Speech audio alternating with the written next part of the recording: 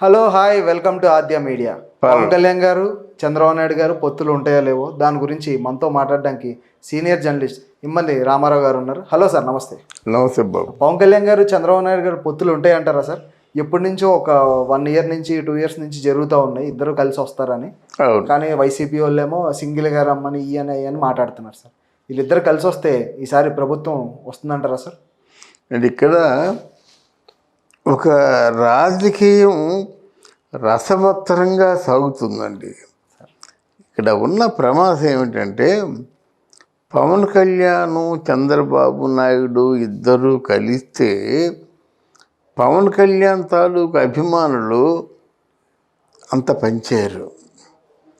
ఆయన ఎవరినో చీఫ్ మినిస్టర్ని చేయడం కోసం మేము కష్టపడ్డామేంటి అంటారు జనరల్గాను. ఇద్దరు కలవకపోతే నెగ్గడం కష్టం. ఇద్దరు కలిస్తే మరో ప్రాబ్లం ఏంటంటే ఏ సెంటర్స్లో అయితే వారికి గ్యారంటీ ఉంటుందో అదే సెంటర్ మీద ఇద్దరు పోటీ పడతారు. ఫర్ ఎగ్జాంపుల్ భీమవరం ఉందనుకోండి, లాస్ట్ టైం పవన్ కళ్యాణ్ ఓడిపోయాడు, ఈసారి తప్పనిసరిగా గెలుస్తాడని ఒక నమ్మకంతో ఉంది. అక్కడ తెలుగుదేశం వాళ్ళు కూడా మాకు భీమవరం కావాలంటారు. ఇప్పుడు ఏం చేస్తారు? ఇప్పుడు తెలుగుదేశం ఆయన ఎమ్మెల్యే ఒక ఆయన వైసీపీలోకి వెళ్తున్నారని తెలిసింది. అవును, టీడీపీ సీట్ ఇవ్వట్లేదని అంటున్నారు. చెప్తున్నానమ్మా. వాళ్ళు అంటే ఏదైతే గెలుపు అండ్ ఖాయం అనుకుంటున్న ప్రాంతాల్లో టీడీపీ ఉన్న ప్రాంతంలో జనసేన డిమాండ్ చేస్తుంది. జనసేనకు తప్పకుండా ఓట్లు వేస్తారు, ఈ ప్రాంతంలో గెలిపిస్తారంటే టీడీపీ వస్తుంది. ఇక్కడ సీట్ల సర్దుబాటు కొంచెం కష్టం అవుతుంది. ఇకపోయినట్టయితే మరి జగన్మోహన్ రెడ్డి మాత్రం చాలా అడ్డగోలుగా దబాయించేస్తున్నాడు. అన్ని అబద్ధాలు జనాలను అడ్డగోలుగా మోసం చేస్తున్నాడు. తర్వాత జగన్మోహన్ రెడ్డి వెంట బీజేపీ ఉంది అనే ఒక టాక్ ఉంది. ఎందుకంటే జగన్మోహన్ రెడ్డి బీజేపీ ఉండడం ద్వారా, ఆయనతో ఉండడం ద్వారా బీజేపీకి ఫుల్ సపోర్టు జగన్మోహన్ రెడ్డి ఉంటాడు. మరి పవన్ కళ్యాణ్ ఉండడా అంటే పవన్ కళ్యాణ్కి అన్ని ఎంపీ సీట్లు రావు. అర్థమైందా? మామూలుగా అసెంబ్లీ సీట్లు కొన్ని వస్తాయి, కానీ మెంబర్ ఆఫ్ పార్లమెంట్ ఆ సీట్లు మాత్రం రావు. అదో డౌటు. పోనీ ఒకవేళ తెలుగుదేశం పార్టీకి సీట్లు వస్తాయనుకుంటే తెలుగుదేశం పార్టీ తాలూకు నాయకుడు చంద్రబాబు నాయుడు ఎప్పుడు వెన్నుపోటు పొడుస్తాడో, ఎప్పుడు ఒక చావు దెబ్బ కొడతాడో భయమే. ఎందుకంటే మోడీ ఈ రోజున భయపడుతున్నది చంద్రబాబు నాయుడు చాణక్యం గురించి భయపడుతున్నాడు అన్నమాట. నందిని పంది చేయగలడు, పందిని నంది చేయగలడు, తను ఏమైనా చేయగలడు. సో ఇటు రాజకీయంగా అంటే రసవత్తరంగా ఉందన్నమాట. వీళ్ళిద్దరికి పొత్తుల గురించి అఫీషియల్గా అనౌన్స్ చేయకుండా ఉండడానికి కారణం ఇదే.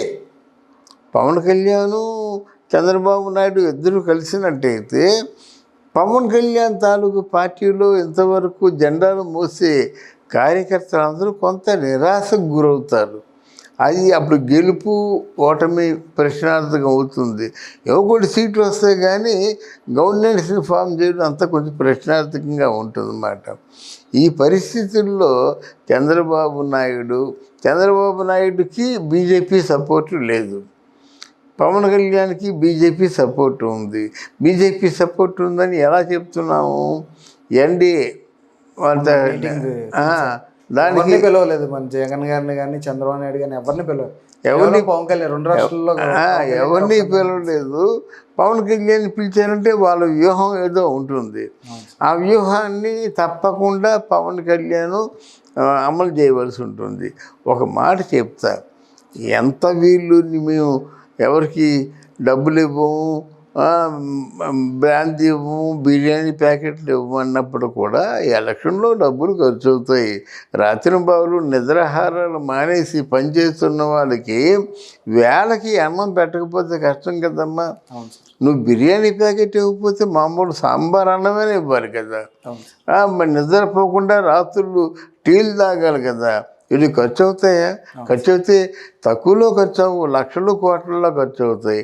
ఈ లక్షలు కోట్లలో ఖర్చు అయితే ఎవరో ఒకరు ఫండింగ్ చేయాలి కదా. ఫండింగ్ చేయకుండా ఎలక్షన్లు ఎలా నుంచుంటారు? ఫండింగ్ ఎలా ఇప్పుడు ఎందుకు చేస్తారంటే పవన్ కళ్యాణ్ని తప్పకుండా గెలిపించుకుంటారు ప్రజలు అనే నమ్మకం కలుగుతోంది. మిగతా వాళ్ళకంటే పవన్ కళ్యాణ్ చాలా దూకుడుగా ఉన్నాడు. పవన్ కళ్యాణ్ వెంట జనాలు ఎక్కువగా ఉన్నారు. పవన్ కళ్యాణ్లో ఉన్న సుగుణం ఏంటంటే మిగతా నాయకుల్లో లేనిది పవన్ కళ్యాణ్లో ఉన్నది ఏంటంటే ఎంతటి వాడినైనా అలా కాళ్ళు రుచుకొని ప్రశ్నించే శక్తి సామర్థ్యాలు ఉన్నాయి. అది ఈరోజు అంటే ఈనాటి రాజకీయ నాయకుడికి కావాల్సింది ఏమిటంటే ప్రశ్నించే ఒక ధైర్యం కావాలి, సమాధానాన్ని రాబట్టుకునే ధైర్యం కావాలి. అది పవన్ కళ్యాణ్కి ఉందన్నమాట. అందువలన రాజకీయంలో చాలా చిత్రమైన మలుపు తిరగబోతుంది రేపు. అది పవన్ కళ్యాణ్ వైపు అందరూ రావడం. తర్వాత ముందు పవన్ కళ్యాణ్ బీజేపీ అభ్యర్థి అయినప్పటికి కూడా ఆశ్చర్యపోనక్కర్లేదు.